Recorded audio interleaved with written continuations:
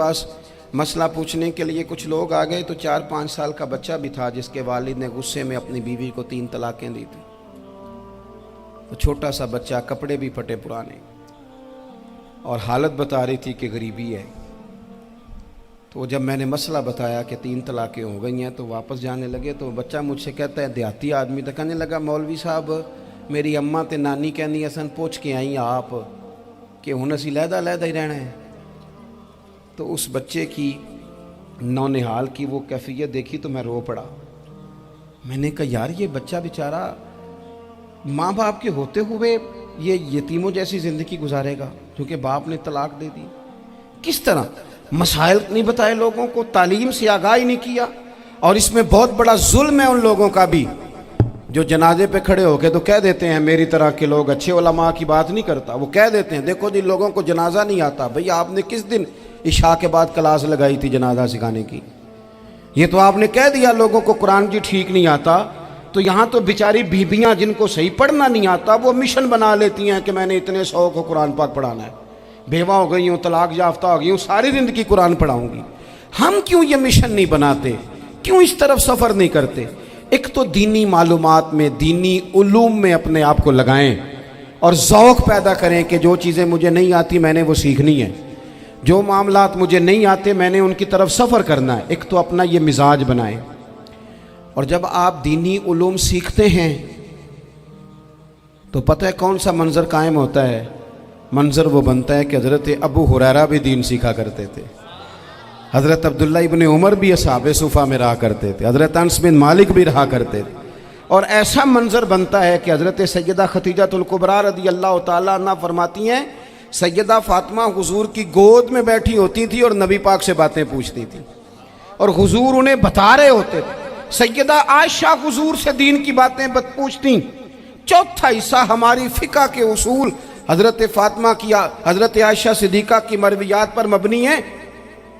अगर हमारी बच्चियां छोड़ दें डाइजेस्ट पढ़ना, छोड़ दें इधर उधर की मूवी देखना और वो किताबों सुन्नत पर आ जाएं तो बहुत सारे मसाइल ऐसे हैं जो उलझने से पहले ही सुलझे हुए हों। दीनी तालीम का मिजाज और ज़ौक़। और दूसरी आयत करीमा मैंने तिलावत की, अल्लाह करीम ने कुरान मजीद में फरमाया, या अय्युहल्लज़ीना आमनू कू अनफुसकुम व अहलीकुम नारा, ऐ ईमान वालों खुद भी दोज़ख की आग से बचो और अपने घर वालों को भी बचाओ। ओ वालिद, वो माँ जो बच्चों को भूख से बचाने के लिए मेहनत करती है, उनको मायूसी से बहुत सारे माँ बाप ऐसे होते हैं जिनके पास कपड़े लेने के पैसे नहीं होते ईद पे। क्यों? अजान शुरू होगी जी, अजान सुने जी। अजीज़ भाई, जिस तरह हम अपने बच्चों को देखें, बहुत सारे माँ बाप के पास गुंजाइश नहीं होती, लेकिन इस नीयत से कि बच्चों के दिल टूट जाएंगे, ईद पे कैसे गुजारा करेंगे, मुश्किल से भी कपड़े ख़रीद के देते। इस तरह हम अपने बच्चों को भूख से, प्यास से, मायूसी से बचाते हैं। इस तरह हमारे रब ने हमारे ज़िम्मे लगाया है कि तुम अपने बच्चों को कोशिश करो दोज़ख की आग से बचाने की।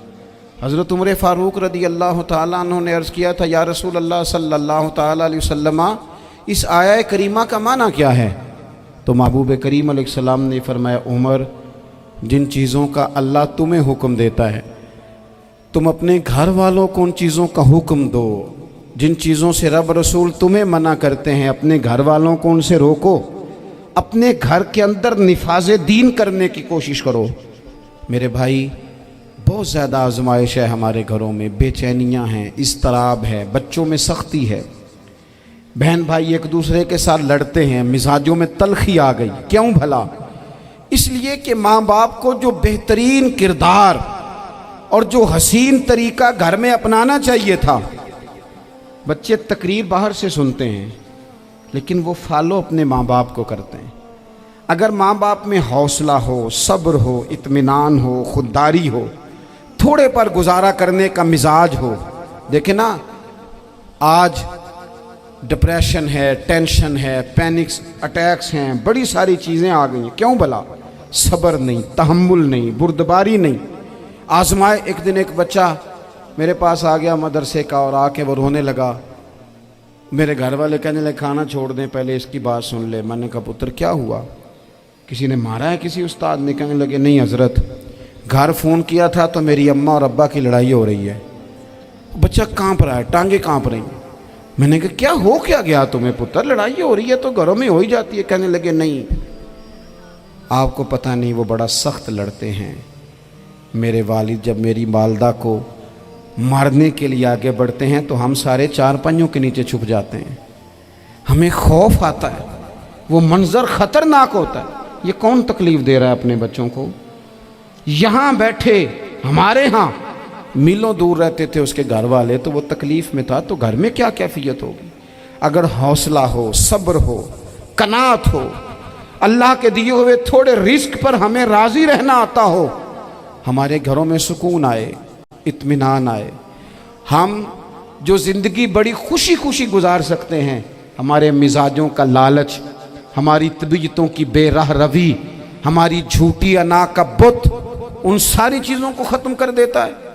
اپنی زندگی کے اندر اگر ہم وہ کردار اپنے بچوں کو دیں جس کردار میں موبائل بھی ہو, جس میں گاڑی بھی ہو, جس میں پیسے بھی لا کے ابا دراز میں رکھتا ہو, لیکن والد کا گھر میں مصلی بھی موجود ہو, اس کی کوئی تسبیح بھی ہو, وہ یہ بھی کہتا ہو کہ خدا نے اپنے فضل سے آج 5,000 دیا ہے تو اس میں 1,000 غریبوں کا بھی ہے, اس میں تھوڑا سا میں نے اللہ کی رضا کے لیے بھی رکھا ہے.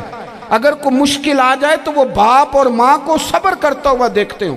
اگر ایک باپ کر بات کرے تو دوسرا برداشت کرتا ہو. خدا را اپنی اولادوں کو اس اذیت کا شکار نہ کرو. اپنے گھروں کے اندر وہ خودداری, وہ پیار, وہ وقار, وہ محبت, وہ انداز. آپ تھکے ہوئے ہیں کوئی شک نہیں, آپ بہت سارے مسائل کا باہر شکار ہوں گے کوئی شک نہیں, لیکن آپ باہر سے تھک کے آئے ہیں. اور اگر آپ باہر اپنی فیکٹری کے مالک ہیں اور دفتر کے بڑے ہیں تو گھر میں بھی تو آپ بڑے ہیں نا. آپ کی ماں بھی تو انتظار کر رہی ہے, اس نے بھی تو دکھڑا سنانا ہے نا آپ کو. آپ یہ دیکھیے کہ آپ کے بچے بھی تو انتظار کر رہے ہیں, وہ چاہتے ہیں کہ ابا آ کے بیٹھیں تو ہم ان کے سینے پہ چڑھ کے تھوڑا کھیلیں. آپ کی اہلیہ منتظر ہیں. کچھ باتیں بیوی کسی اور سے نہیں کہہ سکتی, صرف اپنے شوہر سے کہتی ہے, لیکن وہ تو آتے ہی جلال میں آ گئے صاحب. وہ کہنے لگے تو بڑی نالائق ہے, میں تھکا ماندہ آیا ہوں اور تو نے مجھے کہانی سنا دی ہے. وہ اس خاتون سے شدت کے ساتھ پیش آنے لگے. میرے رسول پاک کی حیات نور کو دیکھو, حضرت ام ایمن حضور کی رضائی والدہ ہیں, ان کی بھی خدمت ہو رہی ہے. حضرت حلیمہ سعدی آ رہی ہیں تو خدمت ہو رہی ہے. حضرت عباس حضور کے چچا ہیں تو کریم فرماتے ہیں میرے چچا ہیں باپ کی جگہ پہ. حضور دوست احباب صحابہ غلاموں سب کے ساتھ پیار کر رہے ہیں. 9 ازواج مطہرات ہیں گھر کے اندر, اور کیفیت یہ ہے کہ حضور صرف ان کی ضرورتوں کا ہی خیال نہیں کرتے, خواہشات کا ہی خیال نہیں کرتے, بلکہ میرے کریم کا طریقہ یہ ہے کہ کوئی بندہ آج بول کیا رہا ہے, وہ کہاں کھڑا ہے آج, اس کے جملے کس طرح کے ہیں, اس کا لہجہ کس طرح کا ہو گیا ہے اور اسے ٹھیک کیسے کرنا ہے. محبوب اس کا خیال فرماتے, توجہ کرتے. میں کہتا ہوں کہ ہم سب کو شوق آیا ہے آرام کرنے کا. میں صبح 11 بجے سے پہلے اپنے گھر سے نکل آیا تھا, اور یہ وقت آ گیا ہے اور رات کو خدا جانے کس وقت گھر پہنچنا ہے. کئی دفعہ کیفیت یہ ہوتی ہے کہ گاڑی سے اترتے ہیں تو پھر دل کرتا ہے کہ کوئی اٹھا کے چلائے نہ کبھی. اس کے باوجود بہت سارے لوگ ناراض رہتے ہیں کہ ہم سے مل کے نہیں گئے, فوٹو نہیں کھنچوا کے گئے, فلانی جگہ چائے نہیں پی کے گئے. یہ تسلسل ہے. لیکن میں جتنا مرضی تھکا ماندہ گھر جاؤں گا نا, کبھی ایسا نہیں ہوا کہ میں گھر جاؤں تو بڑی ٹینشن میں جاؤں. میری گھر والی ایک دن مجھ سے کہنے لگی آپ نے کبھی نہیں کہا کہ میں تھکا ہوا آیا. بندہ تھک بھی تو جاتا ہی ہے نا, کبھی کہاں کرے نا. میں نے اسے کہا پتہ کیوں نہیں کہتا, اس لیے نہیں کہتا کہ میں نہیں چاہتا کہ میرے بچے یہ کہیں کہ ہم نے دین نہیں پڑھنا, ہمارا باپ تو بڑی مشکل میں ہے. ہم اپنے کام کے بارے میں اپنے گھر میں شکوے کرتے ہیں. آپ کسی بچے سے پوچھ لیں کون سا کام کرنا ہے, کہ اندر جڑا ابا جی کر دے رہے ہیں وہ نہیں کرنا. کیوں کہ ابا جی ہر روز تو کہتے ہیں میں بڑا الجھ گیا ہوں, یہ کام بڑا مشکل ہے. میں چاہتا ہوں کہ میں اپنے بچوں کو یہ بتاؤں کہ پتر میں تو جدھر جاتا ہوں پھول ہی پھول ہیں. میں تو جدھر سے گزرتا ہوں محبت ہی محبت ہے، میں تو جدھر سے دیکھتا ہوں دعائیں ہی ملتی ہیں، تاکہ ان کا شوق پیدا ہو۔ میرے عزیز، آپ تھوڑا سا دل بڑا کریں۔ اگر آپ ایک کی وجہ سے پورا گھر سکون میں آ جاتا ہے تو آپ دل بڑا کیوں نہیں کرتے؟ جگہ ڈھونڈتے ہیں بس مجھے کوئی تنگ نہ کرے، کوئی میری باپ ماں بدولت کو کوئی پریشان نہ کرے۔ بخاری شریف سنیے، حضرت عائشہ صدیقہ رضی اللہ تعالیٰ عنہ بیٹھی ہیں، حضور فرمانے لگے عائشہ آج ایک بات نہ بتاؤں تمہیں؟ یا رسول اللہ بتائیے۔ حضور فرمانے لگے جب تم مجھ سے ناراض ہوتی ہو تب بھی مجھے پتہ چل جاتا ہے، اور جب راضی ہوتی ہو پھر بھی پتہ چل جاتا ہے۔ تو حضرت سیدہ عائشہ صدیقہ بات سن کے بڑی خوش ہوئیں، یا رسول اللہ وہ کیسے؟ حضور فرمانے لگے کبھی کبھی تم قسم اٹھاتی ہو۔